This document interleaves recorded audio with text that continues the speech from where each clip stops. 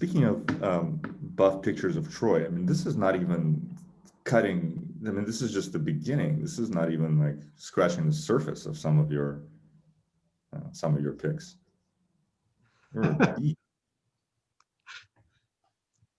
Thanks, man. I don't know. For me, like when I'm training and I'm eating well, then life kind of wraps itself around that, you know. I'm meditating every day. Rui's here. Promote to panelist.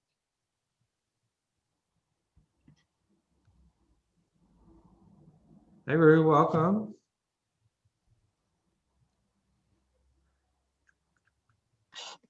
Hey, hey, hey.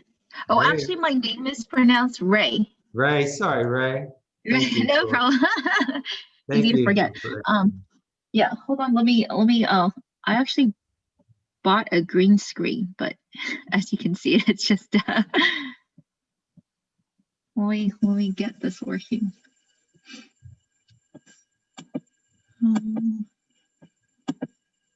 Ray, how would you like to be introduced? Co-founder of TransTech Lab. What other things? Actually, I'm only involved in the academy, so just the academy. The co-founder of the academy, the TransTech Academy. Yeah, that's fine. How do I change my background? No, so weird.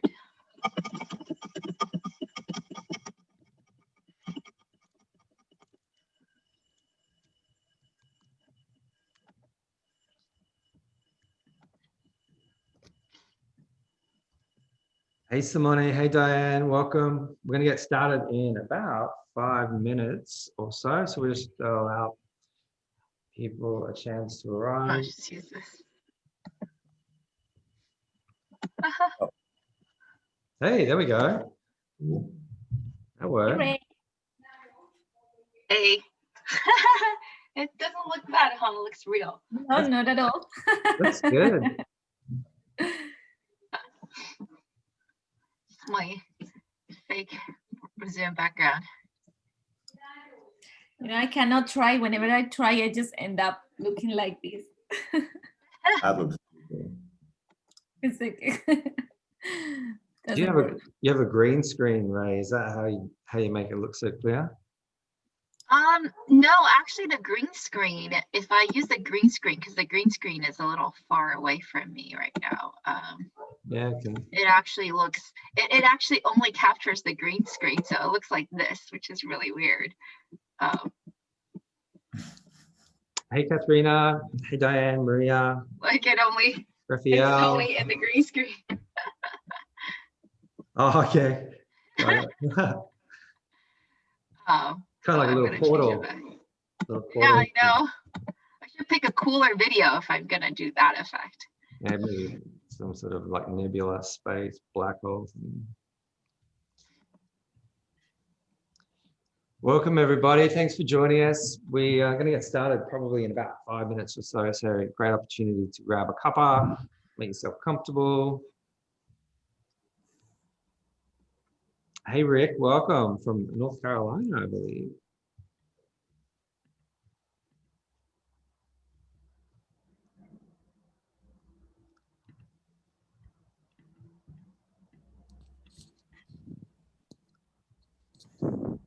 If you wanted to in the chat, just let us know where you're from. I think it's good if you can, if you want to make a comment for everybody, just change it from in the to section from all panelists to all panelists and attendees. That way everybody gets to see your comments. That's perfect, Paula. But if you want to send something just to me or to the panelists, then obviously you can change it to that as well. We'll do our best to pick up the messages, the comments. Really excited for today's event. It's been exciting bringing it together. It's been great working with Dimitri and Paula and the broader community to help identify some really cool startups within our community. So thanks everybody for putting in the effort. today's a bit of a celebration of that.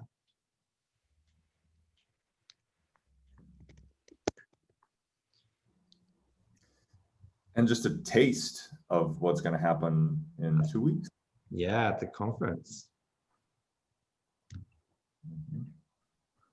Yeah, so we will have some of the speakers of the conference already pitching here.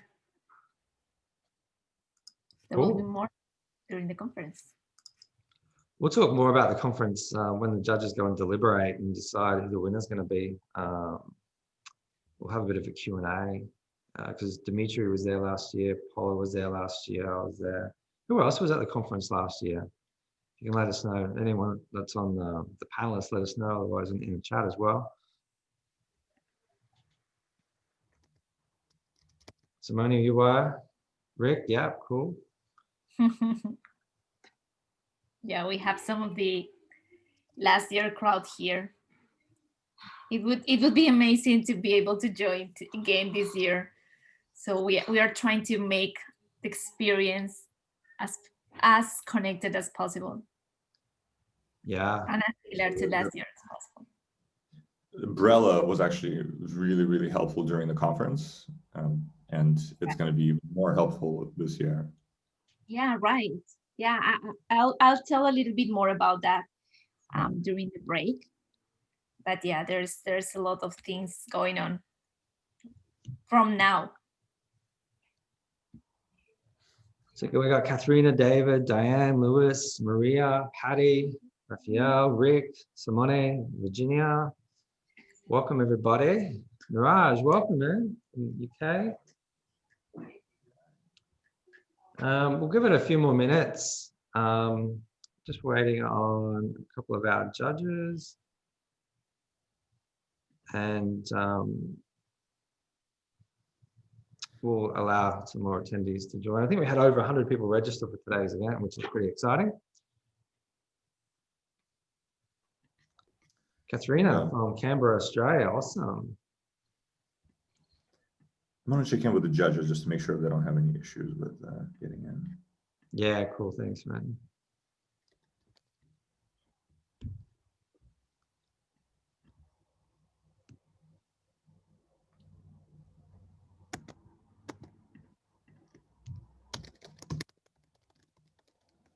So just for everybody watching, we've got our speakers, our champions, our pitchers, and Paula, myself, and Dimitri, who are the core organizers of the event, and the judges, whose videos you can see. And then obviously we've got an awesome crowd of people that are going to watch it unfold. And I did see somebody had a side bet happening to see who was going to win. Who was that? Rick, Don and I have a little side bet going on also. Maybe we should get in on that. Oh, there's some betting going on? Yeah, apparently there's some betting going on. All right. Yeah, there is. Right, sorry, I'm just looking here. Hey, Brad. Welcome, man. Brad from Melbourne. Brad's starting, he's heading up the Melbourne chapter for TransTech, which is exciting. All right. A lot of cool innovation happens in Melbourne. Brad was in the UK supporting the London chapter before moving back to Melbourne. What time is it in Sydney or Melbourne? There now. I had the 6:02. Hey, Nicole. I think I got Nicole. Thank you, folks, for waking up early. Yes.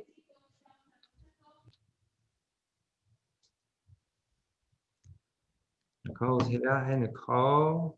Welcome.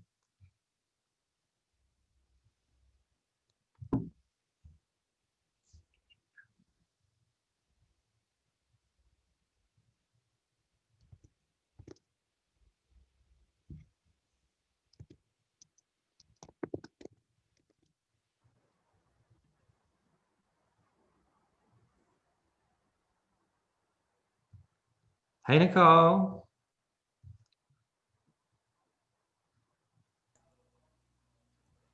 Hi, everybody. Hey, welcome. Lewis is here. I'll just put him up. I accidentally made Michael a panelist. Hey, Michael, I'm just trying to fix that. But welcome, Nicole. Welcome, Lewis. Yay. We're going to get started in a few minutes. We'll just give a few more people a chance to join. I think then we've got the core people here and we can get started.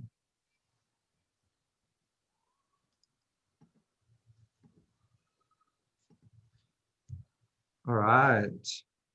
This is exciting. Thanks, everybody, for doing this. Yeah, it is. Like I'm Super excited. Good to see you, Paula. Hola, hola. Good to see you too. I love seeing you all here. I really wish we could, hug.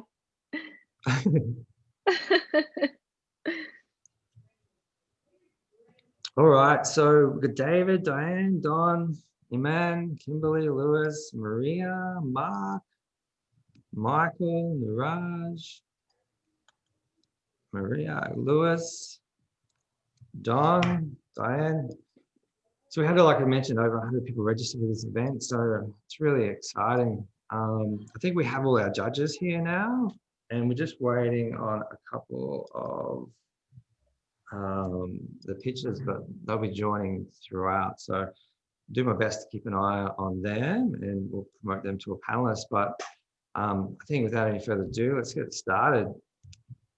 So welcome. I'm really excited for this because, like the infrastructure that Nicole and Jeffrey and Paula have created in Trans Tech and, our collective vision of supporting the elevation of consciousness of 1 billion people by 2030 and 2 billion by 2050, something I know I've bought into. And, what this is it's like, as they've built out that infrastructure, this is a ground up, like a community-led event. So we're sort of taking what they've created and we're building into this. So I'm really, really excited for this event and more events. I just want to acknowledge the key drivers and my fellow hosts of this event today. So Dimitri and Paula and myself. So, hey guys, you'll hear from them throughout today's proceedings as well. Did you want to say a quick hello, guys? Hello. Yeah, I'm so excited for this event, and I didn't do too much for you guys, but I'm really excited to hear some of the pitches today, which is a slightly, the first and the starter of what we are going to hear at the conference. So I'm really excited. Thank you, Troy, Dimitri, for organizing. Yeah, and really thank you, Troy. You did the vast majority of the organization for this, so thank you for.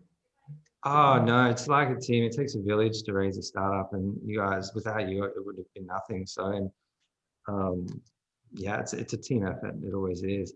But off the back of this, I was at the conference last year, and I seen Nicole's presentation, and I was sitting in the audience, and she talked about how our crisis and our technologies are on this J curve, and it's almost like a runaway train. And really, we need to start building that faster train, and that's what this is. This event is kind of like that. What we're doing is reaching out into our community and recognizing the founders that may not be well known within our the broader trans tech community, and then bringing them to the forefront, because fundamentally they are going to be the core of building that faster train. So that's kind of what we're doing here is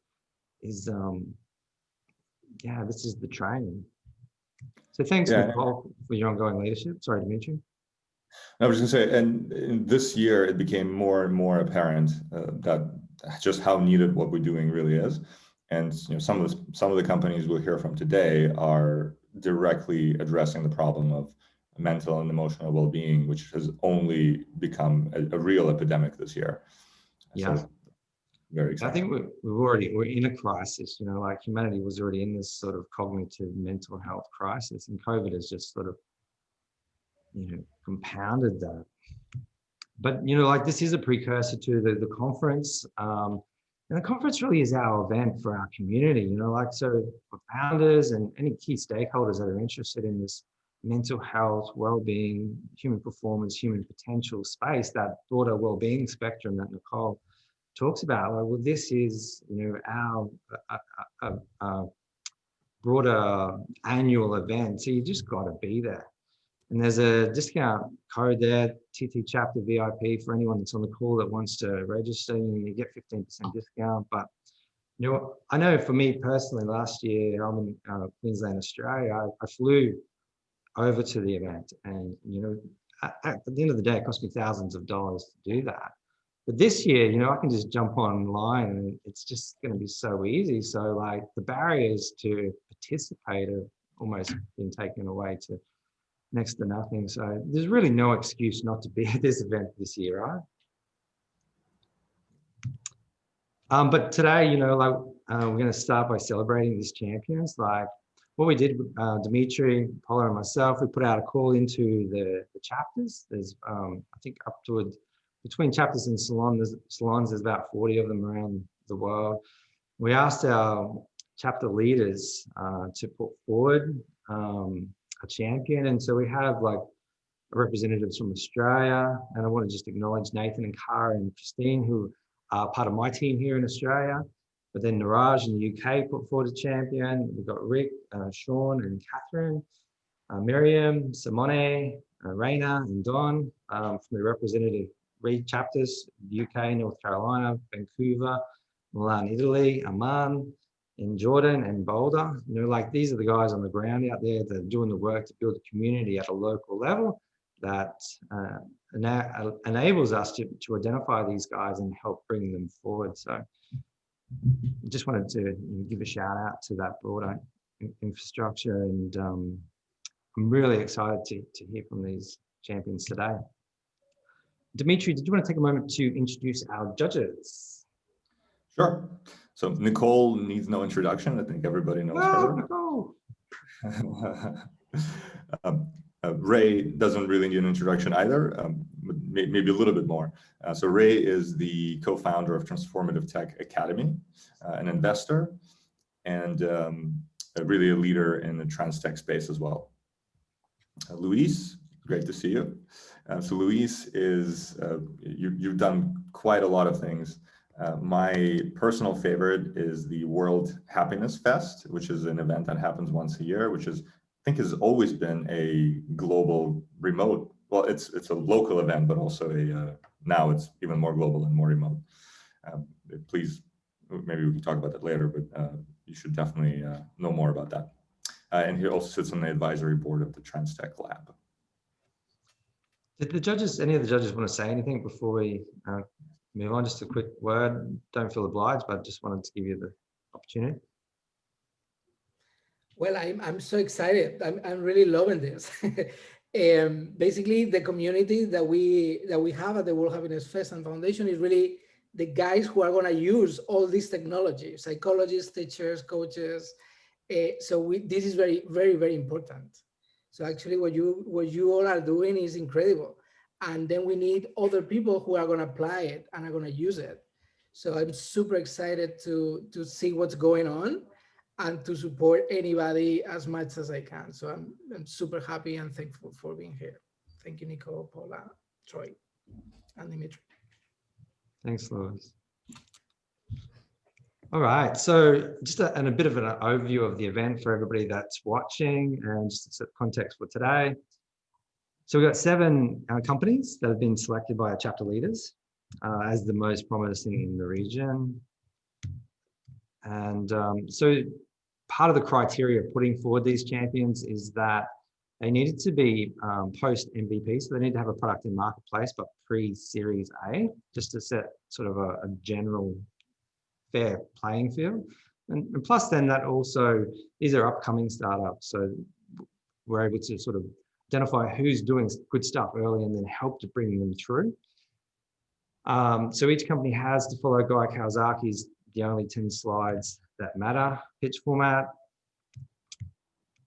So they'll get 6 minutes to pitch with 2 minutes Q&A. So the judge will have an opportunity to ask questions, clarify anything that didn't make sense, or just generally they'll have 2 minutes to drill into what it is the founders are doing. They'll hear the pitches, or the champions will hear a bell.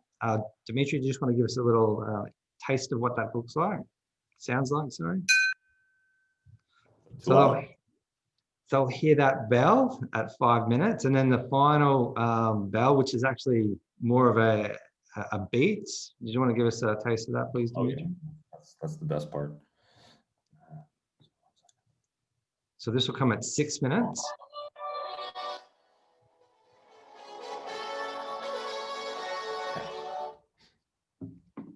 And so we'll allow the champions to run over to about 6 minutes 30, but they've been really, I know they've been practicing for 6 minutes, but that's going to cut into your Q&A time, and you really don't want to do that, because that's when the judges will ask questions and clarify what they need to clarify. So I'm confident that most of the guys are going to go till 6 minutes. So when the judges will then go and deliberate, and the champion will be announced today, and the champion's going to receive a free ticket to the conference. I'm pretty sure that's the case. I haven't fully clarified that, but I did hear Paula mention that. So then they'll secure a spot to pitch at the startup stage at the conference. Bragging rights for their chapter region. Like, our intention is to have this as an annual event, and to do it much earlier, and to have it build year on year, to start identifying these really cool founders out there within our communities. So the chapter that puts forward the champion is going to have bragging rights for the next 12 months, which is pretty cool. But fundamentally, you know, like, there's a whole bunch of people on the call watching this, and we all have our own networks and our own community. And so if you see someone that's pitching or presenting today that you know that you could add value to, reach out to them, connect with them, because it really does take a village, like a community, to raise a startup. And that's part of what, you know, Nicole and Jeffrey and Paula and Ray and the broader trans-tech community have been building here with all the chapter leaders and so forth, is really building that infrastructure to help support people to commercialize their ideas. Yeah, just really quick, that's actually been the most rewarding part of this experience, is having people cross-pollinate during the events, hiring the team, partnerships, and so on. So I hope a lot more of that happens today. Yeah. Cool. So I just want to take a moment, like, everybody's different time zones. I know it's like 5 a.m. here. I know Sondos, she's like 12:30 a.m. And there's obviously, we're on a global time zone. So I just want to take a moment just to really just drop in together. So I just want to guide us. It'll be 1 minute, really quick, but it's just a releasing tension exercise that I do most days. You know, fundamentally, we have all these micro triggers pulling on our attention throughout the day that can build up tension in our body. And often it goes unresolved, and we don't effectively process it properly. So I just want to invite you all, wherever you are in the world, just to drop in. So I'll only be for a minute. So I'm going to invite you to close your eyes. And I want you to bring some subtle tension into your body. So from the top of your head to the tips of your toes, just bring some level of tension. So it can involve like curling your fingers, curling your toes, not so that you're uncomfortable or in pain, just so that you can feel a subtle tension in the body. It's kind of like a pulling on of your skin on your entire body. We're going to hold that for about 20 seconds. The whole body, all at the same time. Like I mentioned, not so that you're uncomfortable, but just so you can feel that subtle tension. And what we're doing here is bringing our awareness to tension in our body. So in a few moments, when we begin releasing that tension, we become aware of the tension. It's like we can then become accustomed to releasing it periodically throughout the day. So still holding for about another 5-10 seconds. Whole body. And so now we begin releasing that tension, but the whole body all at the same time, and we're going to do it over about 30 seconds.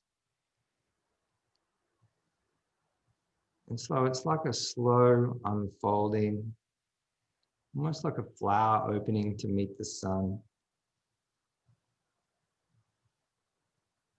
or a butterfly opening its wings for the first time. We really begin letting go now. The whole body, all at the same time. About another 10 more seconds. See if you can let go even more completely now.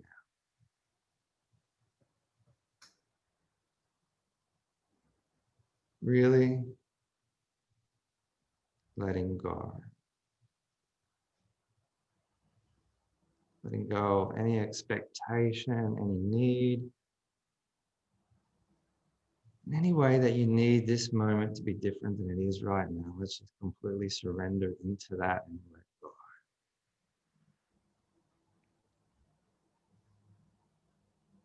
And in your own time, open your eyes, set an intention. That everybody on the call today brings their game. Our champions are going to do their absolute best for themselves and for humanity as we work towards helping to elevate human consciousness. So without any further ado, it brings us to our first presenter, Agnes. I'm just going to get my videos all sorted. Can I start sharing my screen? Yeah, you absolutely can. Let me stop sharing mine. I just want to welcome Agnes from Colorado. From Boulder, Colorado. Welcome. Let's give her a little round of applause as she gets ready to present. You got 6 minutes. Let us know when you're good to go, and Dimitri will start the timer. Yes. So do you see my screen? We do. Okay, thank you. So hello everyone, I'm Agnes, co-founder of Okaya. And today I want to share with you how Okaya brings intelligence to well-being data. With all the hype around big data, organizations have become extremely proficient at collecting well-being data from mobile apps, connected devices, or organization systems. But what value do they have? Data has limited value if not paired with his younger and more intelligent sibling context. A doctor, for example, will never diagnose a patient with appendicitis based on body temp alone. Yet organizations make critical decisions based on incomplete and biased well-being data. For organizations to survive today, they need an algorithm to contextualize their well-being data to make better decisions. Unlike the average BI product, such a tool pulling in information from the entire data universe would help organizations answer why certain events happened and spot patterns to enable predictions. This is what we do at Okaya. Let me show you how we turn information into actionable insights that enable intelligent decision-making. It's all about the algorithm. Our customers give Okaya to their end users. They do a check-in, and we aggregate their other data from multiple sources. Then we aggregate this basic info with external knowledge like geointelligence. And our algorithm now has context, and we use computer vision and voice analysis to validate the data and evaluate how accurate is it. This step is strategic for our customers as they get real-time alerts and recommendations. They can now address their end users' problems before things spiral out of control. And we are starting with a very defined market, campus recreation. This market is undergoing incredible transformations because of COVID. Recreation leaders not only have to better help the students, they also need to find new revenue streams for their departments right now. And we are charging them a monthly usage fee of $415 which is a strategic price based on university purchasing rules. Our initial goal is to get into 100 recreation departments to then grow within these universities. Our initial go-to-market is tailored to this industry and focuses around direct sales using these relationships we have created in the past. We understand the sales cycles well and know that our cost of customers acquisition will start at $500, a number that can lower as we gain market share. And to complement our direct sales, we are creating strategic content aimed at the decision makers. In terms of competition, let's focus on our current target market. To succeed, we feel that the winning solution will deliver a high level of data intelligence and enable high engagement with end users. Our strategic positioning also helps us view some of our competitors as partners in the long run. While our team is well suited to succeed, I want to put the spotlight on our advisors. They are actively involved in discussing our algorithm, helping us tackle that data bias and validate our business model. We've just signed our first few paying university customers. We are now focusing on giving them a great customer experience. The knowledge we gain with them will then help us convert more customers quickly with a goal of reaching 40,000 in MRR by mid-2022. And to achieve this goal, we are raising 1 million. This will give us an 18-month runway to reach our goal MRR. At this stage, we will be well positioned to sell our platform to other markets and be embedded in many products via our API. We will also use some of the fund to file several patents around our algorithm, and we will increase the size of our sales team. I hope you join us in our mission of making technology work for humans. I look forward to connecting with you soon. Thank you very much. Thank you so much, Agnes. That was 5 minutes. Awesome. So opportunity for judges to ask questions. Ray, Lewis, Nicole. Yeah, I'd love to know more about your founding team and how you connected with each other around this topic and mission. Your why. Yeah, I have my co-founder here on this call. Hi, Nicole. It's Gregory Marviel. So we met 7 years ago at Microsoft Venture Accelerator in Paris, because I'm French, and we started to work together for another project, and it was working very well. So we wanted to do this project together again.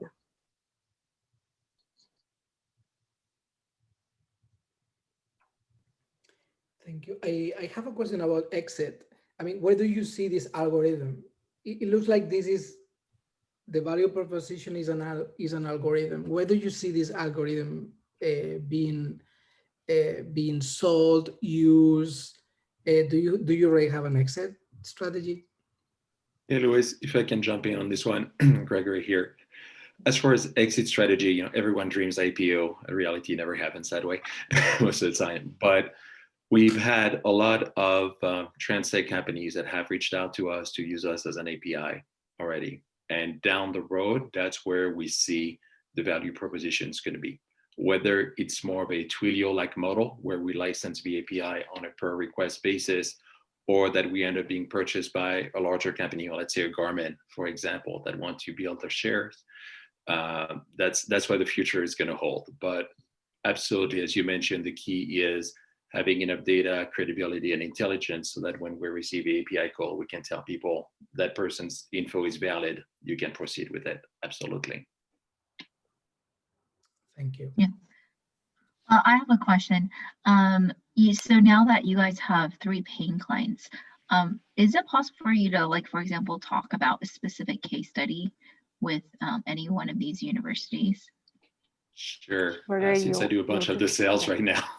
So universities right now, it's recreation is a nightmare for them. For example, all three of the customers, they've lost anywhere between 1 million plus in student fees and staff fee revenues from operation. And that's because most of the time they're only partially funded by the student fees. And on top of this, the university is saying, hey, we're going to furlough your team, but you need to find ways to help people with their well-being.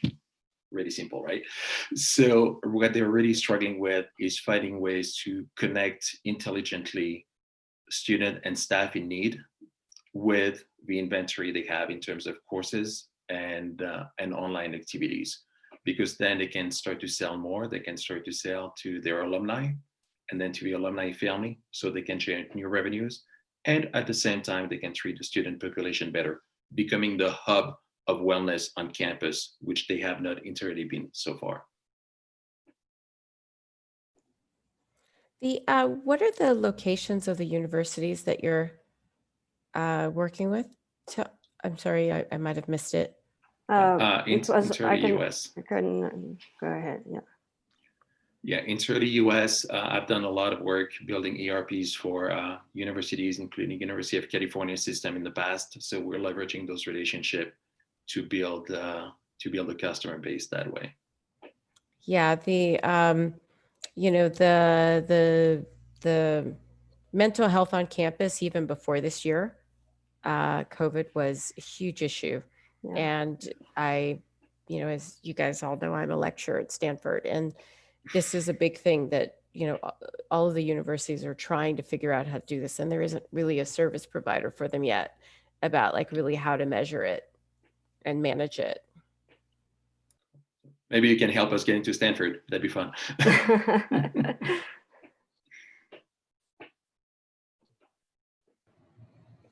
That's what the community is all about, right?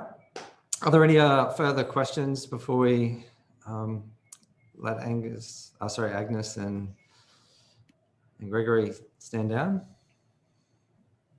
Oh, I do have one more question. I guess I'm trying to understand, like, this. So your first couple of clients are U.S. universities. Is that where you think? And then you talked about like sort of API calls. Are these just both avenues that you're exploring? That you think there are some direct customers, but then also there could be a lot of indirect customers? Yeah. Trying to understand what the market is for what you've developed here. Absolutely. So direct customers, university at the moment, because it's a narrow market, has a very specific need. On parallel, we actually just won an award with the VA administration to help first responders. Though from a time to revenue, this is always a bit longer. So that's why we're not focusing on them just yet. But the whole medical field and emergency management field has huge needs in terms of mental wellness and ways to track and improve operations around it. So those would be good markets to go. Right, I'm pretty sure we must be at time, so we should move on. Thank you so much, guys. Great presentation. Thank you. So I'd like to now invite Dr. Jay Dunn from Milan, Italy, to present on Mr. Happy Genes. Dr. Jay. Hi, thank you. That was an awesome presentation, by the way, Agnes. That was. Thank you very much. Yeah, pressure's on. You got Sorry. this. All right, let's see if I can start this thing. Thank you for the opportunity to come and present. And I'm not actually in Milan, I'm actually in the Florida Keys. Oh, okay. All righty, go ahead. My name is Dr. Jay Dunn, and I wanted to talk to you today about a company called My Happy Genes. I am the CEO and the founder. The program, My Happy Genes, our purpose is to utilize cutting-edge genetic research to provide you the most comprehensive, personalized, and effective ways to optimize your emotional health naturally. This all came out of my desire to really help people achieve emotional balance, and we're doing it through understanding natural healthcare, and genetics, and combining that information. Have you ever wondered, with all the information and resources available to us, why are so many people still depressed and anxious? And that was a question I asked myself. In my practice, after having practiced for 30 some years, I still found people were still depressed and anxious no matter what we did, whether it was talking to them about meditation or their diet or nutrition. And once I discovered that really their genetics had so much to do with it, it was groundbreaking for me.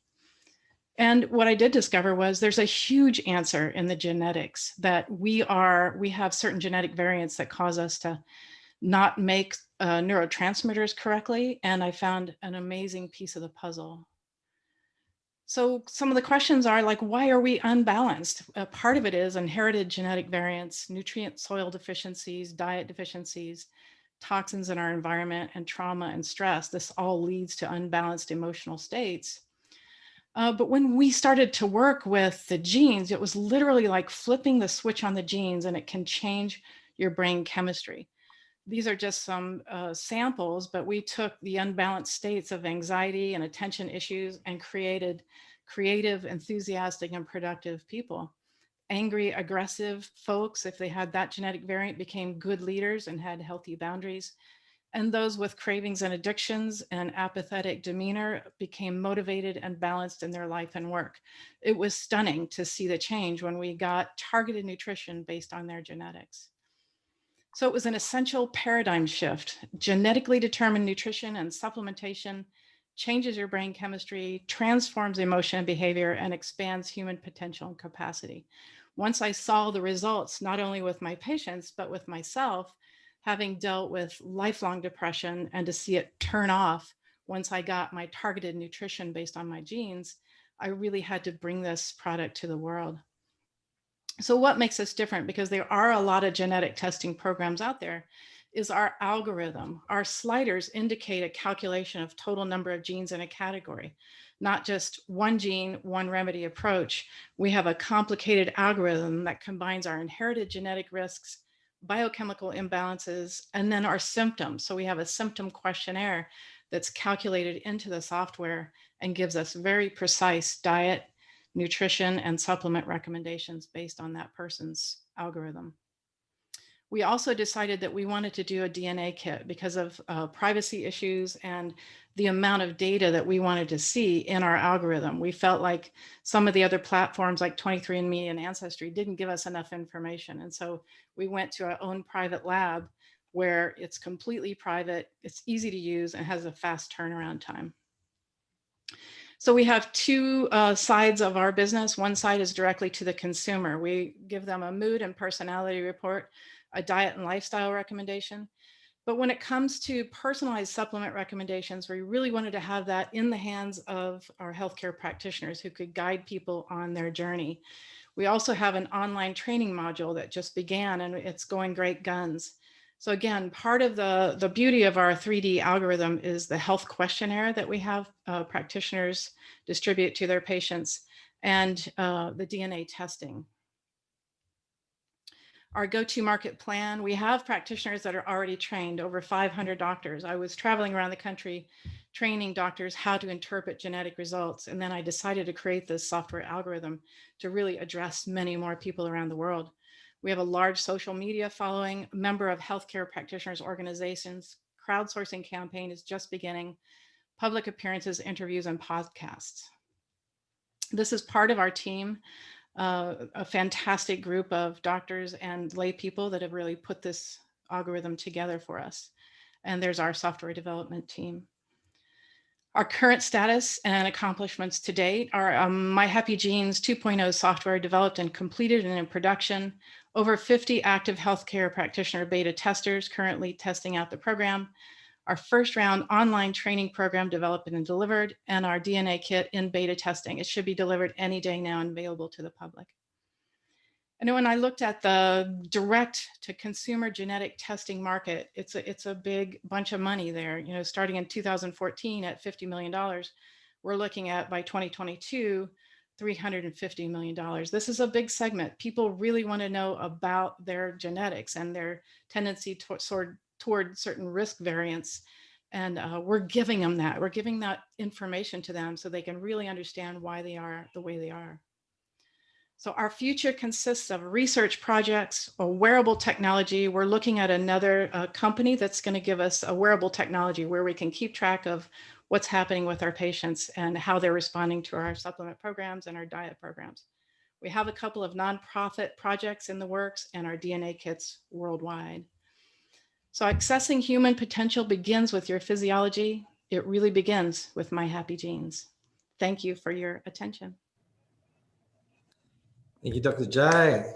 Judges, questions? Let's see. What's your, oh, sorry, my computer's a little laggy. That was great, thank you. What is your price point for your test and your programs? Oh, good question. Our DNA kit comes at $250 retail, and we give a wholesale price to our practitioners of $199. But the tests themselves, the ones that are available to consumers are $49 each. Mm-hmm. And do I find out about, are you direct to consumer or is it through the practitioners? And if it's through the practitioners, how do you recruit them or educate them about your product? Good question. Yes, it is direct to consumer. The two reports that I showed, the mood and personality and the diet and lifestyle, you can buy those right now directly.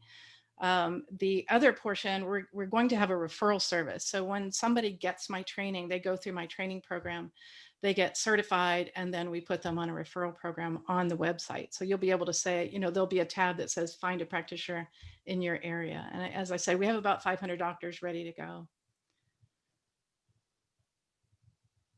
This is right. Could you elaborate on that training that you were just talking about?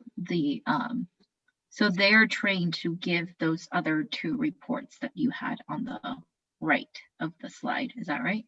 Right. Yeah. They're trained in genetics and biochemistry and nutrition. And it isn't like, a huge, long training process. It's about a 2-week rigorous training online. And the doctors are responding really well to it. It's really filling in the gap of knowledge for them. And then they will basically take, so sorry, like if I can understand this, if I'm a consumer and I take this test, then I can go to like a certified practitioner who will then tell me like what supplements or programs to take. Right. So the first two reports give you a lot of information about your genetics. And there's lots of links on there that go to studies. Everything I say in there, every link to a brain chemistry imbalance has a study behind it that's in PubMed. So there's tons of research you can do as a consumer with just those two first reports.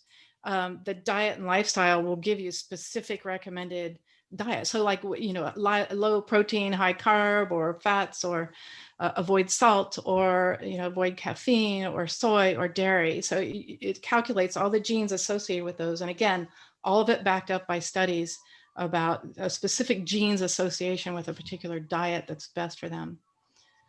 So those two you can do by yourself. If you want to go further and you want to get supplementation that's specific for you, we really wanted to have that in the hands of healthcare practitioners because it's powerful. The change in the brain chemistry, especially if they're on antidepressants or any kind of medications that might interfere or conflict with supplementation. We wanted to make sure that they were in good hands when they go that far with it.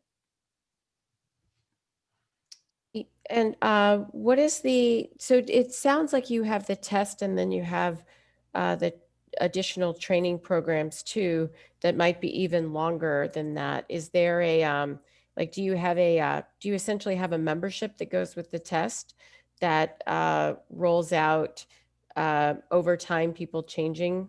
Is it sort of like that, like Inside Timer or something like that? Oh, it's a good question. What we have is you can repeat the questionnaire. So if your practitioner puts you on supplements and changes your diet, you can go back in 30 days, retake the questionnaire, and you get a score. So it tells you, whether you're going in the right direction or not.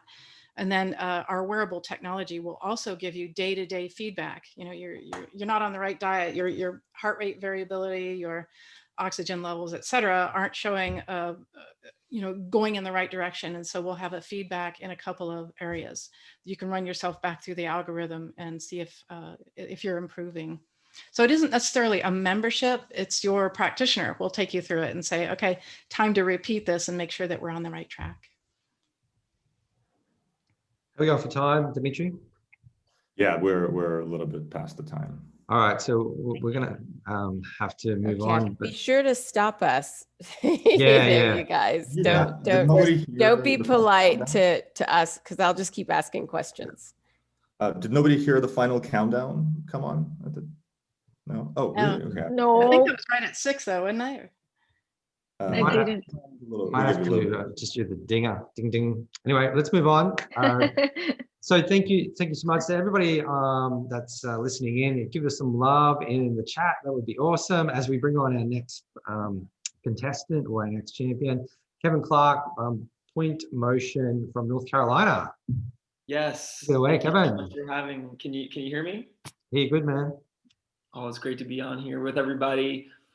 I'm so inspired. I'm so happy. And what you were doing in the beginning, Troy, with the with us having the moment, to kind of come and bring our awareness to ourselves. I think that is I think the first time I ever did a competition or a pitch event where we actually did that. So thank you for making space for us to do that today. We are Trans Tech. Well, it's not really. Love it. But anyway. I love it. I'm in the right place. I'll go ahead and share my screen and get started. You can see that. Awesome. So as I said, my name is Kevin Clark from Winston-Salem, North Carolina, with my company here, Point Motion. Started this a long time ago, but to essentially break down what we do, we created a musical tool for quantified outcomes. Why a musical tool? Well, I went to Berklee College of Music, studied jazz composition. Why do we have quantified outcomes? Well, it kind of came as a result of trying to help someone I cared about. A cousin who was one of my heroes growing up had a spinal injury. While I was studying music and orchestrating for all sorts of groups and styles of music, he was confronting one of the hardest times in his life. And he was given a piece of paper, said, go home and do your physical therapy. And he wasn't really keeping up with it. And I kind of saw firsthand that actually access to these specialists was very daunting. And it was really frustrating for me, thinking, man, I should have went to medical school. I would have been there with him every day. But I went to music school. So what can I do here? And the problem really was very blaringly obvious to me when I saw this fact that actually only 1.8 million children out of the more than 9 million children in need of assessments each year in the US actually get them, which represents literally less than 15% of that population, even less now with COVID. The CDC, all these groups for pediatrics, and all these areas of specializations, a common thread you see is that there's actually a lack of specialists to meet the needs of each person individually, especially because of the time it takes to see each person one at a time. So that's where I saw where the gap was coming into play, why my cousin was having really a horrible time going through his physical therapy. So I decided to create this musical tool. What did I do? Well, I had this Xbox Connect camera in my room, and I hooked it up to my laptop, and I made each one of those stretches on a piece of paper, a different song from a playlist, so that when he was doing his physical therapy and each movement would play a song or play a musical phrase. And it allowed us to automate data collection through those interactions. So basically it took me to actually realize that it was that experience of creating music that always saved me. Listening to music was, is a blessing in its own, but getting to express yourself creatively and music being one of those great ways to do it, it takes our mind off of maybe the struggle that we're going through. And that's what I wanted to do. And at the same time, show his doctor that he was doing his physical therapy, that he was doing the stretches. So we realized that it couldn't be one size fits all. So we partnered with doctors who came into our tool to publish content that takes those pen and paper activities, stretches, memory programs into these digital interactive experiences. Imagine it like GarageBand or Adobe, where people can go and create these experiences, customize the movements, the images, the music, and on the end user and the providers, they can assign and give them to the clients. It's almost like really adapting to their needs. where each one of these images that you see can actually be a person of a different color, a Black person, a white person, depending on the actual background of that person. So it's not a single video that is for everybody to follow along with, that has the same music. No, it's something that really is inclusive and adaptable to people's needs.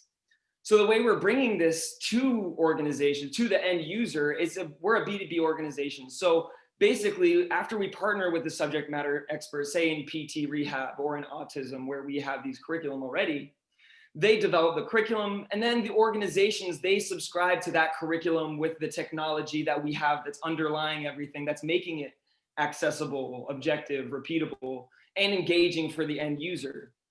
It allows those B2B organizations to set up their own SaaS offering, their own subscription service where people can sign up for their remote care program for patients who are recovering from stroke, for instance.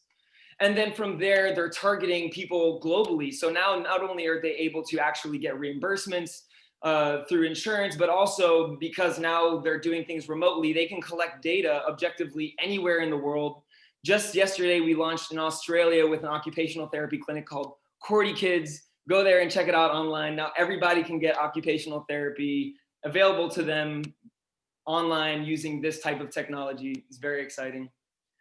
And basically, every expert has a segment that they're tending to. So they're completely looking over the needs that are being attended to in this audience. So these content experts who we're targeting, we're partnering with, they're attending the needs to their whole group. And what happens is, this is something where now that's how we're growing. We're not going out and saying, here's technology. We're going to the people who understand the content, who built these in the past, and we're giving them a means to reach the masses.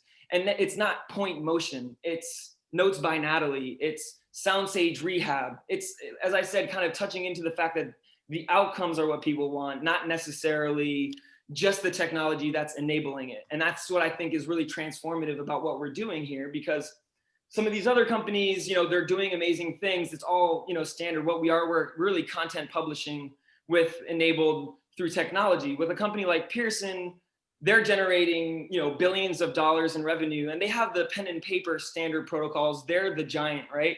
And then you have organizations like Akili that have these apps where they're win or lose games. But, for us, it's not about win or lose. You should never be win or lose when you're in your therapy or you're a child in special education. It should be empowering and expressive and in touch with what makes you special, which cannot be told, which I don't believe anyone can be told that they're not. So what made us different is that we created these tools, right, that allow for entangled growth with the subject matter experts, that allows music to be this core expressive experience, not a win or lose game. And we built this with a tool of a team of amazing people. Each one of these people has a deep connection to why we exist, whether it be from their own personal experiences and how this could and benefit them, their family, and everyone here is really committed on this really deep, passionate level. We have a huge technology team, doctors creating curriculum, and that's kind of takes us to how do we grow, really? And it comes down to the content, really. We don't grow by adding more. The technology enables that, but the more technology we have is just to enable better content, better data collection, like whether it be through motion tracking or other technologies that we're adapting. Right now, we're at 5 curricula, and as we grow at each stage, at each mile point of bringing in these authors, which we do an extensive vetting process to see whether or not they fall into the category, but essentially, each author reaches 143 organizations across 3 years. That's the tier that we're targeting, and that generates 2.5 million in revenue at that base level, not even accounting for the growing of those accounts, because organizations are paying an initiation fee and a monthly subscription based on the number of users. So that's how this is growing. It's not growing based off of point motion going out and finding people who need technology. We're finding people who need outcomes delivered by the appropriate technology. And so right now we're delivering that into market. We have 5 curricula that are already out and are being distributed across various specialized clinics, hospitals, treatment centers, universities, schools, that they also get, they can customize all the programs that they get. So it's very tended to their needs. They can really almost have a white label remote care program. And next year we're focused Gotta cut on, you off, man. Okay. 10 seconds. Okay, well, that's perfect. That's all I needed. So basically, we're growing, and if you have any questions, pretty much our main goal right now is to connect with doctors, Dr. J. We should definitely talk about getting this motion tracking, because we're not using any handheld or wearables. So let's talk afterwards about maybe collaborating on that. All right, judges. We have time for about one question, folks. Cool. Thanks, Dimitri. Give me a hard one. Give him the money one. Give me the one that's, I want to know the doubt. Where's the doubt? Give me that question. Well, my question is, do you have clients now, and are you already selling? We do have clients. One of our clients is in this call. I saw them in the chat room. But yeah, we have clients now. We have active users. We're selling, and we can talk more about that in details, but we're already across 4 different continents at this point. We're solving a problem that's a global problem. I know Imen, my partner, Chief Strategy Officer, Research Officer, Imen, do you want to touch in on anything in terms of the research? We had one client who ran a pilot, and Imen, do you want to kind of just answer about the research? And we'll be done. Do we have time, Dimitri? Really quickly. Thank you. So we started by piloting at Boston Public Schools. That was done 2 years ago. And then we did another pilot at a healthcare system, which is St. Mary's Healthcare System for Children in New York. And now we already have clients in Australia and hoping to close more in North Carolina. And thank you so much for your time. Thanks, folks. This is lovely. All right. Thank you so much, Kevin and man. Well done. Thank you so much.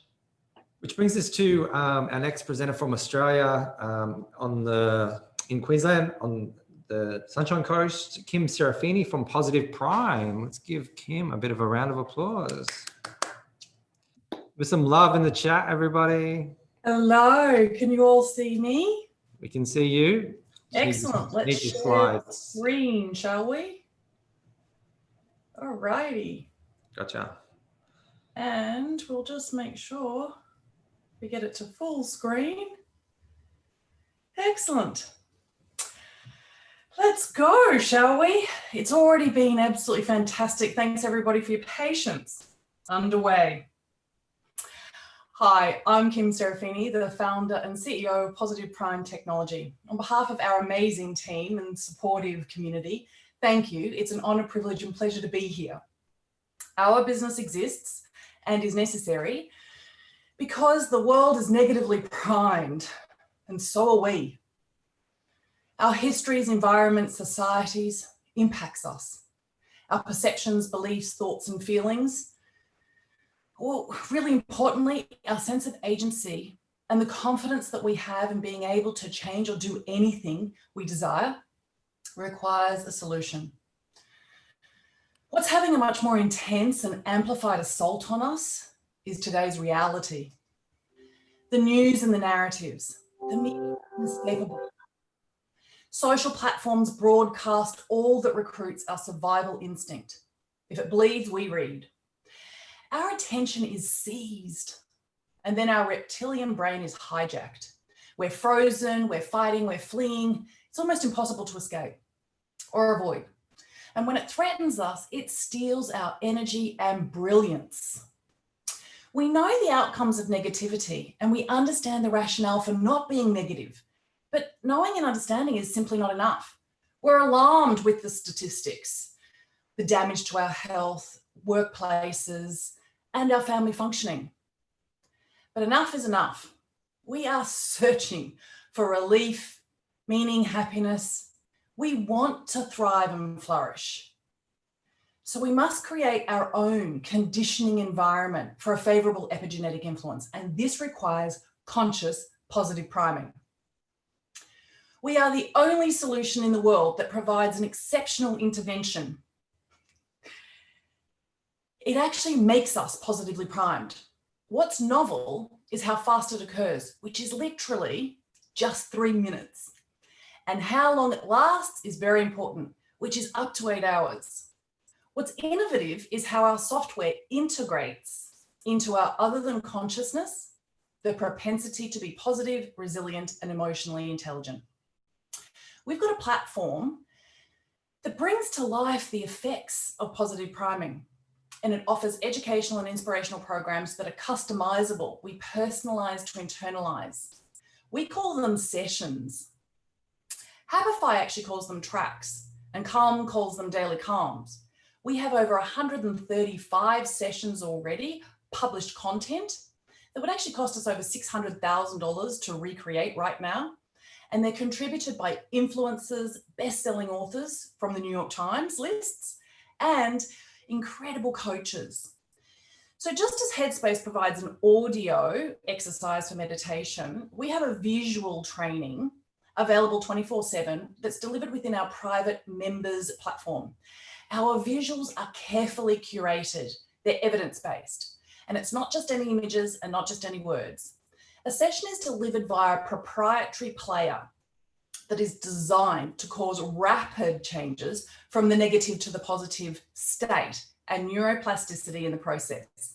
Our visual activity is formulated so that our customers can be assured of being more enthusiastic and encouraged, pro-social, confident, resourceful, generous, compassionate, and collaborative. Positive primers are actually more peaceful. They're more successful and fulfilled. They're more productive. They perform at higher levels, and they're actually more profitable. And this is what our core customers want and they're willing to pay for. They're often coaches and therapists, entrepreneurs, peak performers in athletics and entertainment. They're leaders. We're perfect for people who understand that mindset really does matter. We've made just under $200,000 in the last 20 months from 500 paying customers, 80% of whom are in North America, and our lifetime value currently is about $500. We have over 5,000 free members who are really appreciative of our service. Hundreds of testimonials and success stories have flowed in from really grateful members. We've got a range of powerful endorsements from extraordinary world-class experts. We're very proud of what we're doing. We've got a global audience and impressive traction thus far. What we do is actually really used by our audience. We've had over 100,000 sessions actually viewed since January of last year. The preliminary research on its efficacy was actually conducted because our visual intervention has been included in the Oprah Winfrey Network Science of Happiness program, co-created by Sean Acor of TED Talk fame and Harvard University popularity. To advance our scientific validity, we've actually secured a world-class medical researcher willing to conduct an initial clinical trial. So we're not a meditation and nor are we brain games. We're actually, all of our competitors are really like role models and potential exit opportunities. Hundreds of millions of dollars have gone into funding and hundreds of millions of dollars have been created, and we're right in the thick of it. We're absolutely positioned with something incredibly unique. We're now ready for phase 1 of scaling. Oh, let's go into our team first though. We're amazing, we really are. And as we actually grow, I'm pretty sure we'll upgrade, but I'm really, really grateful for who we're working with. I'm a change management consultant and best-selling author, and I'm really trying to inspire people. Everybody's got our vision, they're skilled, they're really impressive. So we're ready to scale, we're gaining momentum. We'd really like to increase our recurring sales from our individual customers via subscriptions. We want to pursue a tested, sustained online advertising campaign directly to our target market at $6 a lead in terms of acquisition. We expect this will yield more than 4 times the number of paying subscribers within a year. We're looking forward to at least $500,000 in the gross net profits within about 3 years. Our current ask is about $300,000 in seed funding, and we trust that this activity will prepare us for Series A funding. We're inviting investors to consider joining us on this journey from here to over 100 million people so that we're brighter, smarter, and healthier. And we hope we become a trans tech unicorn. Thank you. Thanks, Kim. Judges, sorry, Dimitri, how much time do we have for questions? About 1:30. 1:30. All right, judges. I have a question. So now you already have a bunch of paying subscribers. Could you talk about like what does that demographic look like and what was your strategy in getting them? These are app subscribers? Yeah, we actually don't have an app yet. Our entire program is delivered online through Google, simply because we're also having peak performance trainers view these sessions inside the Oculus Rift environment. So currently our subscribers are monthly paying members to access content and the functionality that allows them to personalize it. Does that answer your question? Sorry, the content is actually on the Rift. No, the content is actually exactly as you've just been seeing, and it is available through our platform. People log in to use it. It's just that we do actually have people using it by watching these sessions inside their device, which gives them a much more immersive experience. All right, folks, that's time. All right, thanks, Kim. Let's give her some love in the chat. Well done, Kim. Which brings us to our next speaker, Melanie, from the UK, and Panyan. I hope I pronounced that okay. Melanie, you here? Yeah, I'm here. Gotcha. I'm just awesome. figuring out sharing my screen. All right, take it away. Great. Can you guys can see and everything? Beautiful. Yep. Great. So sorry, we can actually see your speaker notes as well, just so you're aware. Oh, how do I get them? There we Why? go. But that That's means perfect.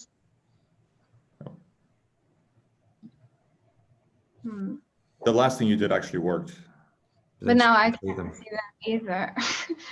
You could just leave them there. It's just going to be what it's going to be. You kind of got to. Maybe what you could do is you could share your screen specifically on the PowerPoint, and then maybe it'll allow you to move around the PowerPoint and see your notes without. That's just a thought. I think it's okay to have your notes. I know how to do it now. Yeah, that's a good point. Sorry, I messed it up. How is this?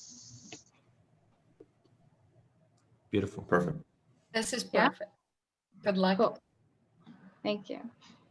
Hi, everyone. My name is Melanie, and I'm the founder and CEO of Panyan. Thanks for having me, and I'm so happy to be here. So many social platforms create the illusion of bringing us closer together, but actually lead to superficial social interactions, a false sense of security, feelings of exclusion, and trolling, discrimination, and hate speech. Panyan is a community engagement platform that promotes empathy and meaningful connection to enable a deeper sense of belonging. We are starting with a really defined market, focusing on an emerging class of small to medium-sized impact-driven organizations in need of an audience management tool that helps create positive community experiences around content and identity. Our data-driven solution enables community managers to build meaningful member-driven experiences through matching people through common interests and needs, organizing relevant events, sending segmented messages, and gaining deeper insight into the wants and needs of their community.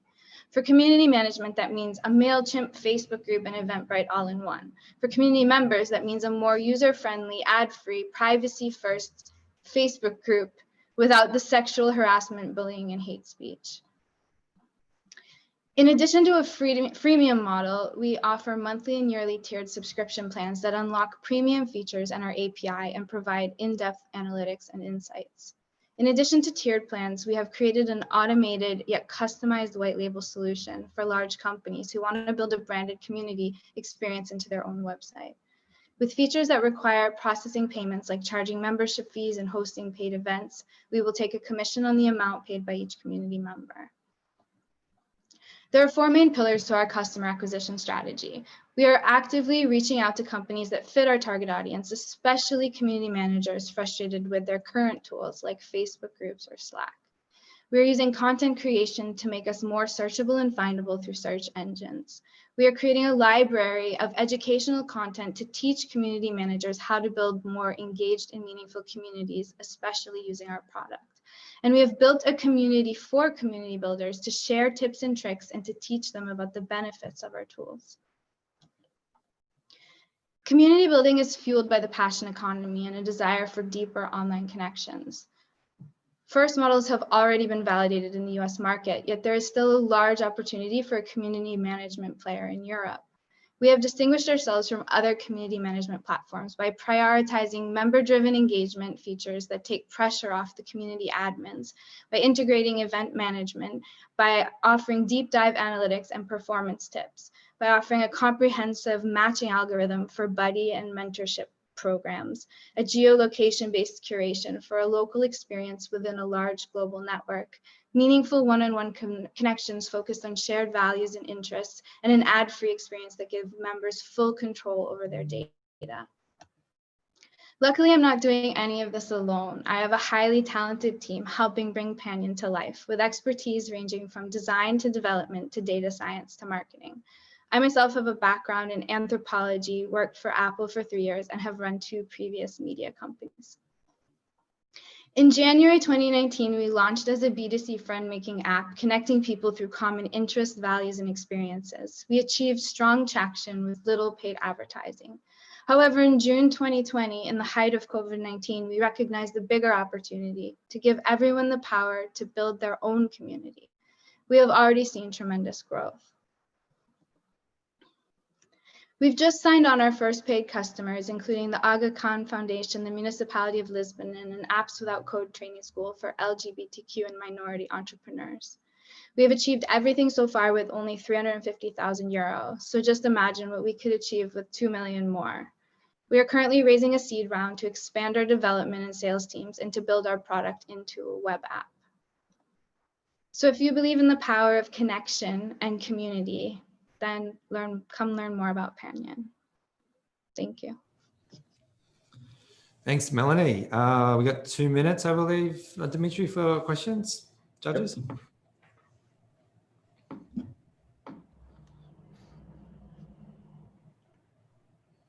Yep. Yeah, you've been with us for, I remember when you first got started. And I remember right actually when you were getting started. And so, it's great to see the growth that you had on your first version, and it's nice. And it's really great to see that you saw the opportunities change, and now have pivoted to your next focus.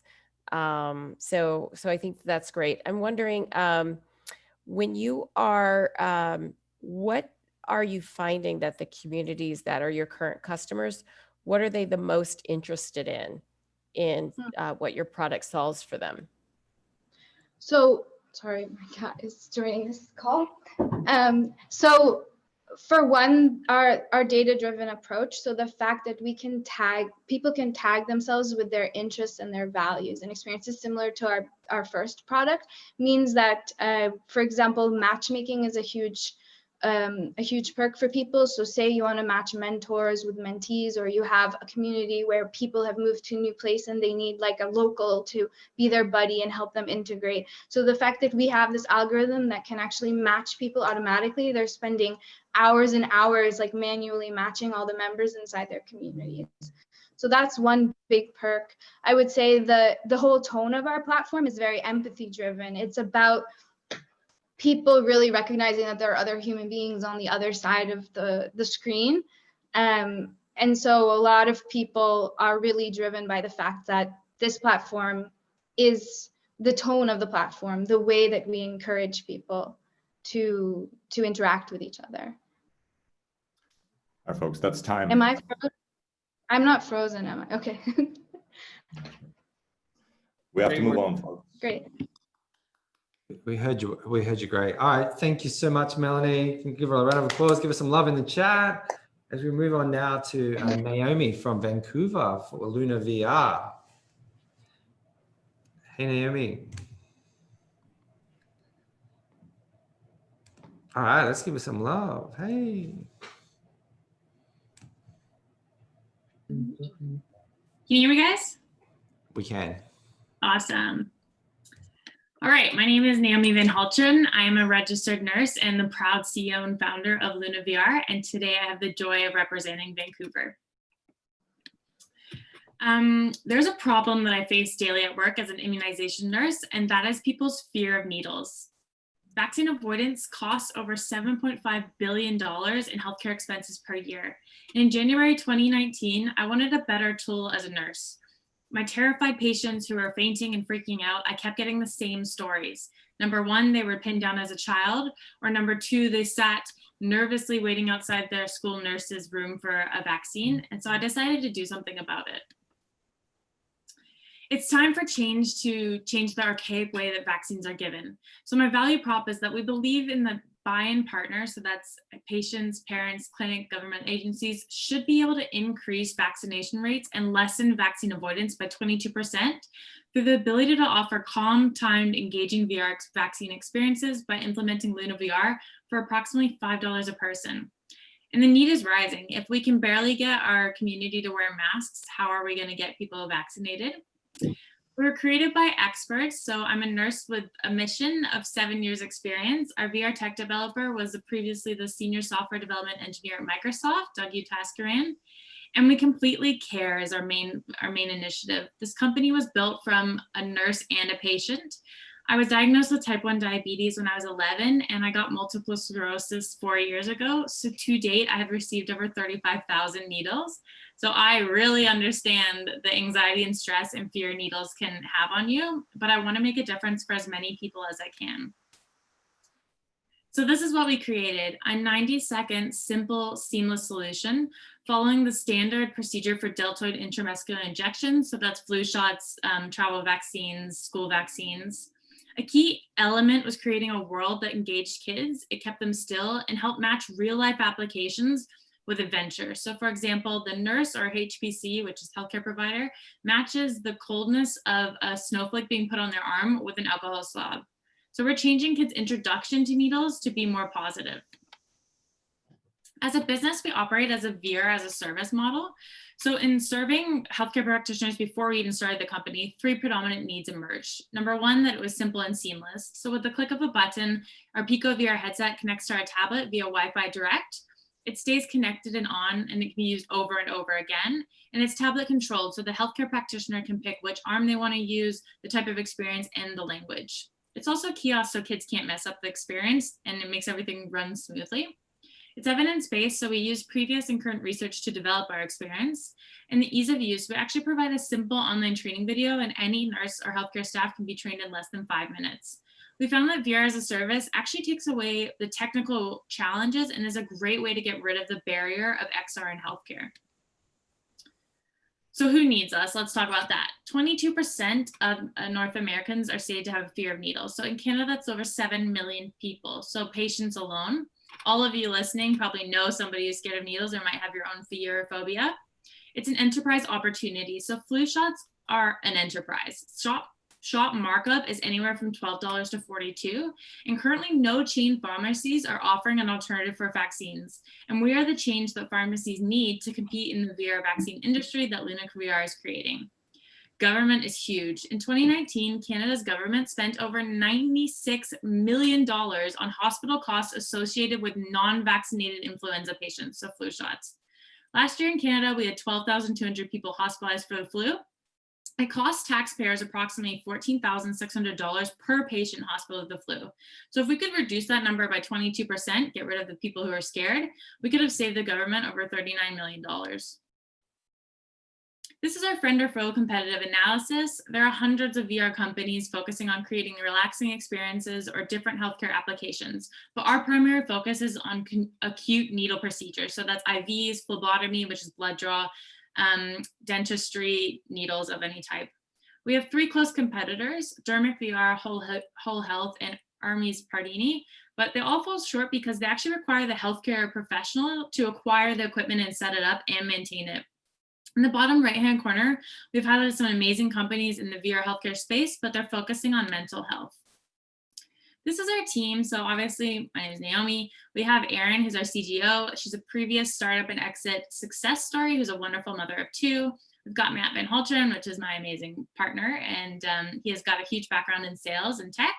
Amelia is our research, and she's a McMaster student studying health sciences. And we've got Dan Berger, who's my mentor through the Forum of Women Entrepreneurs. 1 minute, Naomi. Thank you. And he's the president of the VR Association and our tech developer. So at the start of 2020, we intended to accelerate a rollout, but with COVID, everything changed. Looking forward to 2021 and 2022, from all of our feedback, our goal is to focus on pharmacies and travel clinics.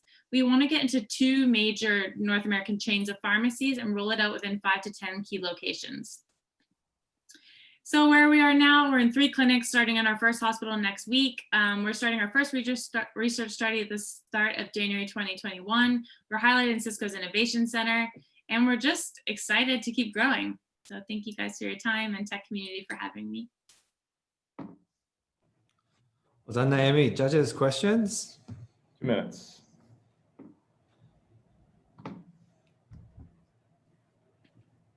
You mentioned that you have 3 competitors already, but one of them uses, I guess, health professionals. Do you have any idea, like, or what stage they're at? I'm just curious in terms of. Definitely. So the 3 competitors, 2 of them are pharmacy chains. So that actually created it for their own companies. So they don't actually outsell, they don't outsource it or sell it to anybody else. One of them is Dermic VR. But what they do is they make you buy the Amazon headset, and then you have to download the software, and then you have to set it up and manage yourself as a healthcare professional. We surveyed over 100 healthcare professionals before we even started the company. And the #1 thing was simplicity and ease of use. Nobody wanted to do the tech. And that's like the biggest barrier for people using VR in healthcare.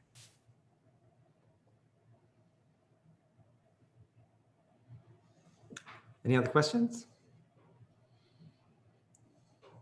I was wondering about the content. So basically, the product itself is the Google's, is the content, is the combination of both, is the algorithm. I mean, what is it behind actually that is the IP that you can sell? Yeah, so it's the actual experience. So what we've done is matched it step by step with standard immunization procedures. So there's key things when someone wants to be distracted from pain. One of the #1 things is they found that 50% of 5 areas of your brain decrease your ability to feel pain when you're more distracted. So things like the actual needle of vaccines, people don't feel, but they feel a burning.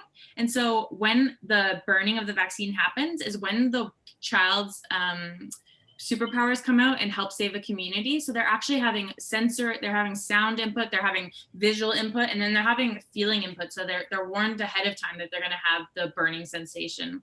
So they do the same thing with the cold. Like when we do an alcohol swab, we warn them like, hey, it's going to be cold, but you're helping save a village. And it really has shown that it makes a difference in how kids perceive the actual vaccine. And that's the goal, is we want to start making it more positive. All right, we got to move on. Thank you so much, Naomi. Thanks, judges. Round of applause. Give us some love. So our final presentation is, our final contestant is Sondos Samara from Amman in Jordan on Sunday, Me. Just give us some extra special love because it's the middle of the night there, and being in a global ecosystem, we're on a global clock. And so someone had to draw the short straw, and I think it's Sondos. So let's give her some love as she comes on. Are you there, Sondos? Yeah, I'm there. Hi. Are you able to share your screen? No, I need to be. Okay. No, I can't share my screen for some reason. The green button at the bottom, it should be able to. Yeah, I'm trying to. Usually it appears as share screen, but I can't see the option of share screen. I'll make your progress to see what makes a difference. Yeah, I can see it now. And, Great. Yeah. Can we able to see you as well? Is it clear? Yeah. We can see your slides. Are we able to see you, your camera? Yeah, sure. Yeah. Hi. Hey. Hey. Right. Hi. 6 minutes. So for me, this is like my time to go bed, but it's really my pleasure to be here tonight. I'm not sure what is the time with you guys, but good evening, I guess. My name is Sunda Samara, and I would like to introduce Sanadi Me. Sanadi is an Arabic word which means my supporter. So when we started thinking about this idea, it was me who was starting thinking about this idea. Then I met my co-founder, Zaid. I have a background in pharmacy, but he has a background as a CTO. He was a computer information system degree, and he was diagnosed with fibromyalgia. And in Jordan and in the region, it was very hard for us to find people to communicate and to share their stories and experience about your disease. So we like the support system and the patient supporting group. And that was the idea behind finding Sanadi as a platform that would identify actually the patient preferences and to use this data as a patient support group and to use the patient electronic diaries to help the patient get control and to follow up their conditions. So patients can log in using their electronic diaries, their accounts in the electronic diaries, and they can read articles translated in Arabic and share their stories. Of course, as a doctor or patient or even care provider from the family, mainly in our community, can log in and also follow up the patient. Also, the researcher can log into a Sanadi platform. Every platform we have in the platform which we have launched, we have a specific tool based on the disease and the condition. We have a quality of life to help the patient evaluate their condition and how they develop. With every disease we identify, we start working with fibromyalgia, HIV and AIDS, diabetes, and cancer. So for each of them, we start developing specific points where patients need to follow and be able to understand, like viral load with AIDS and fasting blood sugar with diabetes, where patients get the trend of their data and understand where they can go with their condition. Our revenue model is mainly will be sponsorship from pharmaceutical companies on medication compensation tool that I will be introducing, and selling of the data that collected anonymously and as a big data, and from validation of the questionnaires and diaries once they are translated through our platform, and research with the NGOs and universities. The market size for this type of clinical research expected to reach around around 1 billion in 2022 in MENA region. 350 million is expected to be in Arabic-speaking countries. Our main competitors are platforms similar to us, like Patients Like Me, but they don't have an Arabic content, and other platform working in the region and organization, but they don't have the building of the diaries and the patient compensation, and they don't have the focus of the support groups. In 2021, because of COVID, we have to make a lot of changes. So we start looking into medication compensation service. For those who don't know, in our region, out-of-pocket payments is very common. So not everyone have an insurance, and even if you have an insurance, the insurance doesn't guarantee that you will get compensated for your medication. So many of the patients have to pay for their medication. So we came up with a concept where pharmaceutical company can create a platform, can create their own place in Sanadi, and we will have their patient going as a sub account, and they can, based on the medication, type of medication doses that the patient will have, they can generate a unique code like a rebate or vouchers that patient can use actually to get the free medication. And so all the support would go directly to the patient rather than getting that support to other people. On the other hand, the pharmaceutical companies can identify the type of the data they want, and they can get medication idea of the geographical distribution of this dispensing of medication. We already created the company profile and generating of sub accounts. So we already done that. What we are going to do is building another layer for pharmacies. So to connect pharmacies on the top of this platform, and to build a summary reports for everyone, and to customize the tool per company parameters. So our ask is around $200,000 US to spend on this programming, user experience, and marketing. Thank you. Thank you very much. Congratulations. How many? 2 minutes, Dimitri, judges? Yep. Questions? What sort of data are you picking up with the quality of life data? We're using visual analog scale to along with the data related to pain score and location of pain. This is very important for fibromyalgic patients, especially on diagnosis of the type of to confirm the diagnosis of fibromyalgia. So this is the main information now we're collecting on the quality of life.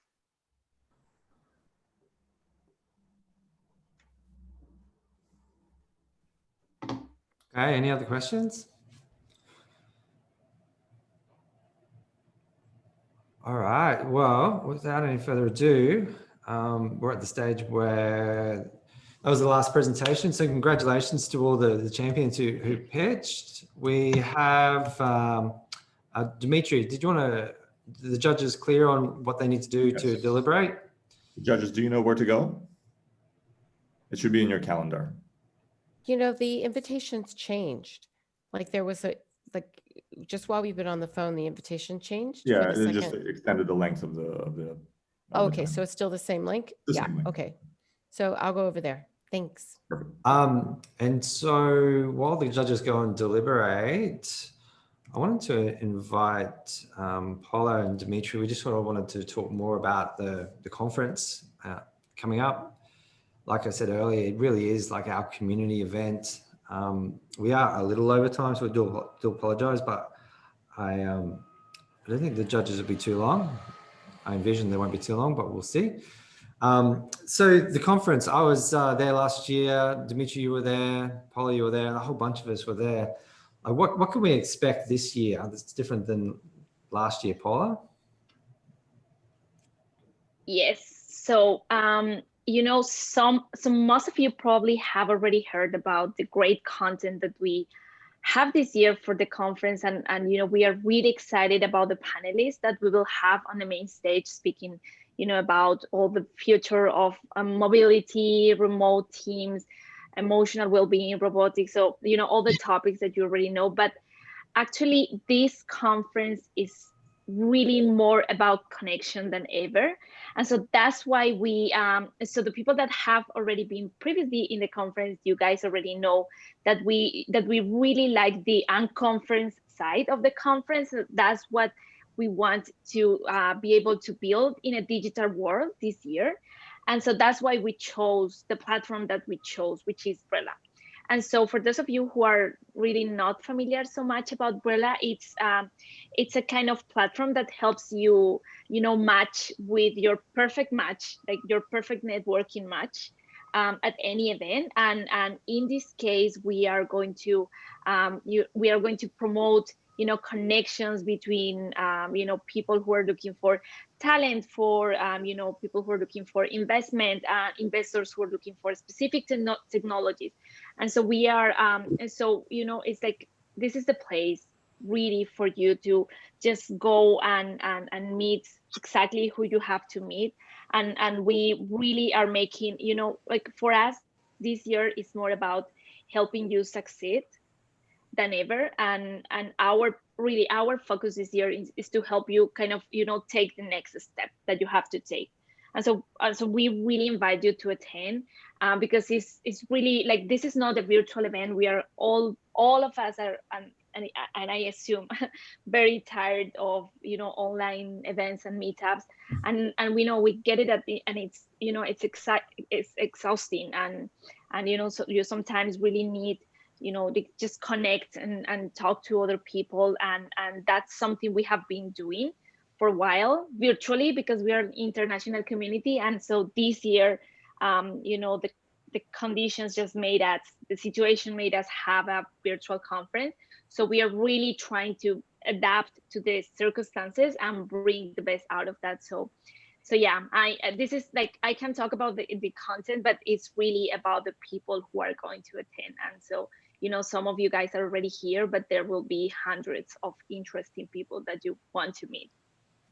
I have a quick question, Paula. So the experience with Brella last year in person was fantastic. How it's able to schedule the meetings and match you with the right person. Can you talk about how it's going to be different this year virtually? Mm-hmm.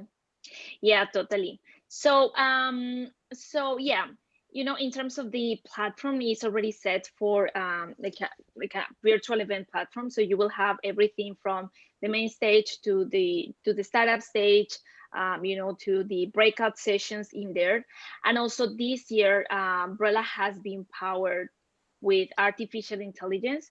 So it will be, learning from every interaction that you make, and every person that you meet. The platform is going to be learning, so that after a bunch of them, and after a couple of hours, then you will get the perfect match. And also the conference is 2 days, and those 2 days you will be receiving the content, but the networking platform will be available for at least a week. So it's really going to be a full week experience for you guys, or even more, if we are still deciding, but it's going to be more than just 2 days. Did it answer your question? It's really like we cannot compare oh yes, one thing that is different actually is when you're in person, then you meet in a specific place. Now being virtually, someone who is in Australia and someone who is in LA cannot meet in person. So you're watching their sessions, and then you find someone who you want to talk to, and then you click, hey, I want to talk to you. And then this person looks at your profile and says, hey, so I want to talk to you too. So you guys schedule a meeting at a specific time, then it automatically connects you with a link where you will meet. So it's really all virtually. So you will be assigned different hangout meeting rooms, as if you were in a kind of a venue. So yeah, it's really, really great. That's the value of this community, right? Like, everyone's got their own network, everyone's got their own connection. So whilst you might go there and experience some content and some different sessions, it's like the people that you're going to meet using tools like Brella that could just change the game completely, because we all have our own, access to distribution channels and resources, and just meeting that one person can fundamentally accelerate your startup. And for those people that aren't invested in a startup, give you ideas, or you might meet a co-founder, or it's at this event that you'll find those opportunities. And I feel like being in this startup space for a while, been in this broader startup space for about 8-9 years, and then now in TransTech for at least a couple of years, there really is this give first mentality where everybody comes just wanting to serve and support each other. And whilst everyone's doing that, we're all receiving at the same time. So it really is such a powerful catalyst. And the fact that, you bring everybody together, you provide awesome content, you're connecting people with the technologies, and, I just couldn't be any more excited. I can't wait. Yeah. I think it's just, you just got to be there. Interesting experiences. Sorry, what?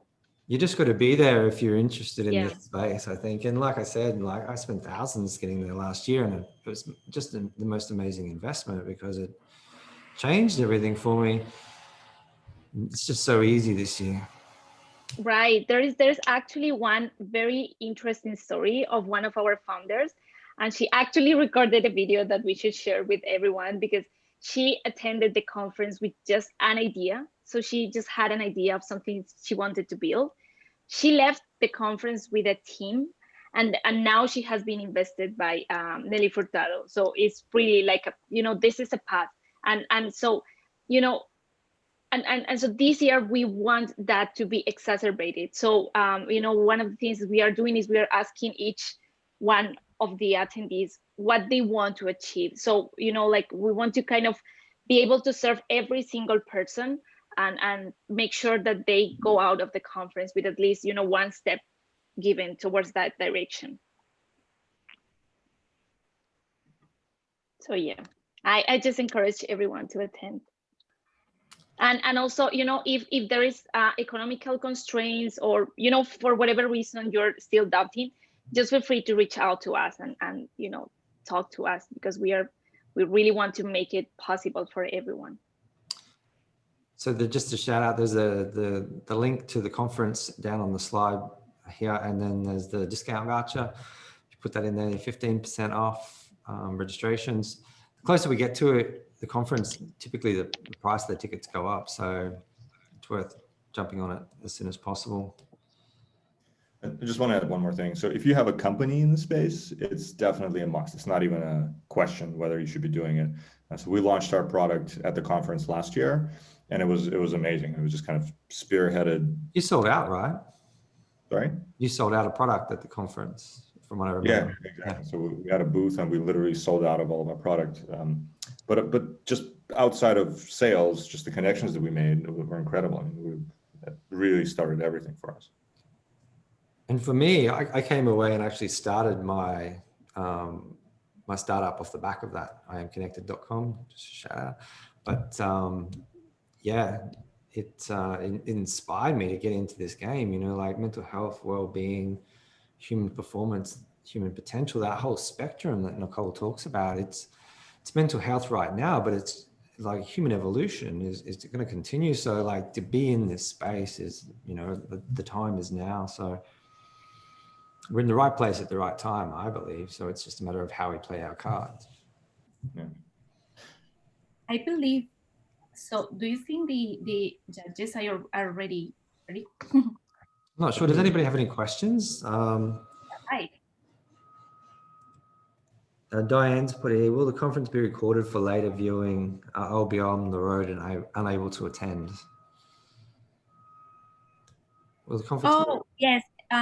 Okay, so it will be, so this year we are recording everything, but the recordings will be available for the attendees. Okay. At least for a while. Great. So the judges are back. I was told to come back, yeah. Hi. Hey. Hey, Luis. Hey, Ray. Is Nicole back? Yeah, she told me to come back, so why is my video not on? So weird. How was the judging? Was it hard? I'll let Nicole talk. What? You guys can't see me though, huh? Weird. This is very odd. Sorry for all the technical difficulties. Seems that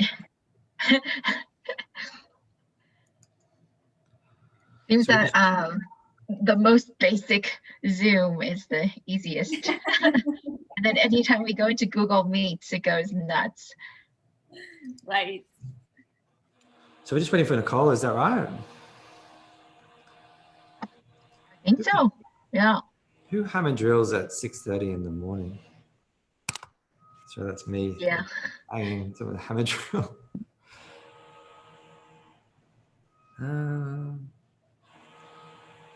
So Lewis is here. Yep. I was reading everyone's websites as you were presenting as well, and then I saw that Kevin, that you used to be based in Boston and then right, moved to Winston-Salem, right? Yeah, an adopted, Imen and I are adopted family from Boston. We are, now we are officially North Carolina, Winston-Salem locals. We really love it here. Oh, very interesting. Yeah, we both, we both studied in Boston. We met there and then, you know, moved to North Carolina and it's been a great place for us. Got it. Got it.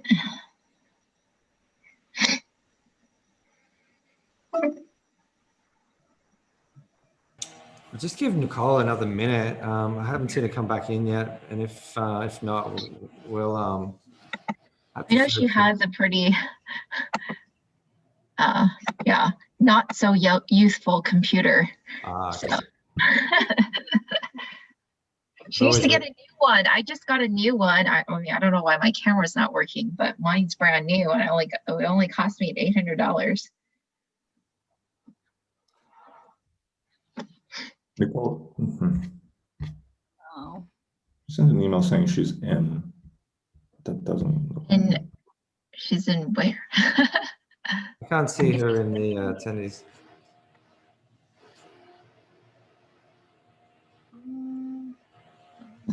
Maybe she accessed the event, because when you access the event, definitely you were not on camera, neither able to talk.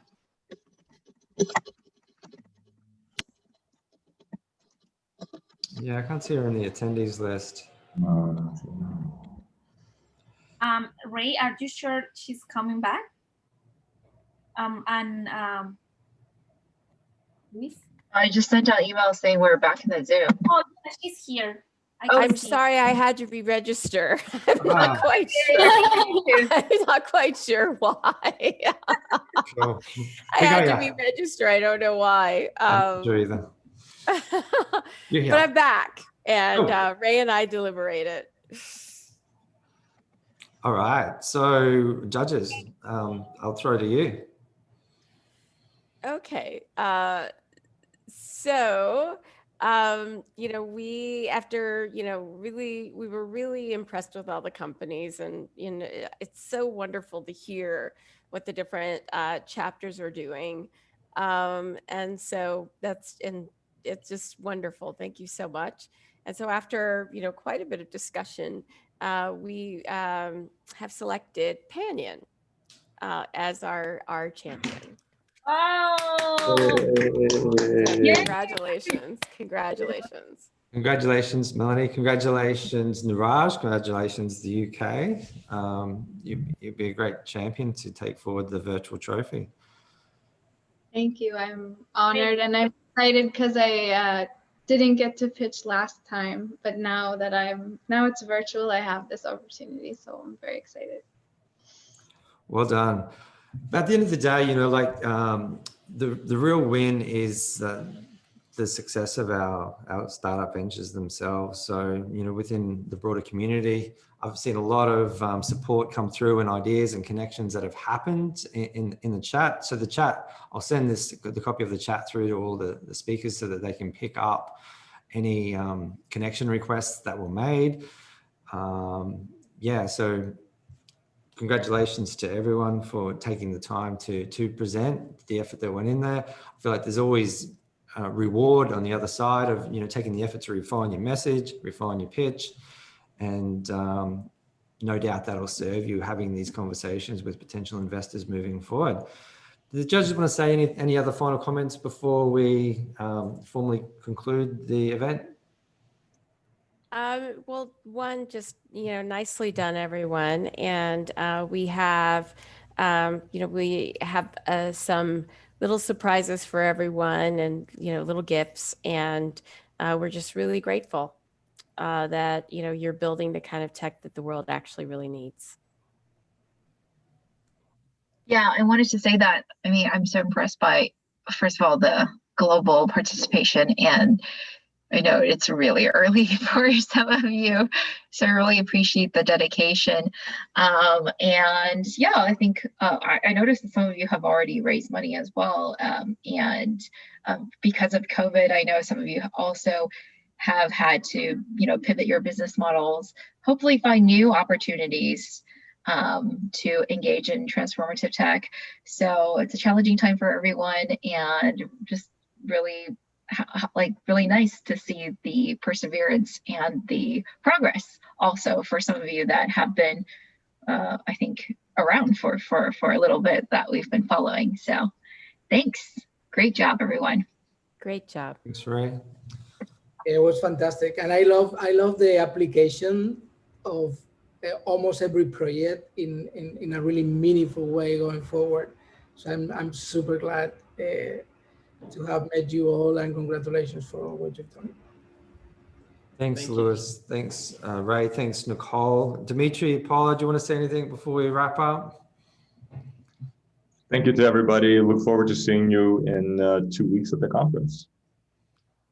Yeah, I also want to thank, just you guys for organizing it. This has been a very interesting experience, and also, everyone who participated, and we can see the path from some of you, some of the startups, and we can get to learn new ones. So this is really always an interesting experience. So I can't wait to organize this in a broader way and bring more participants and engage with more things at the TransTech community.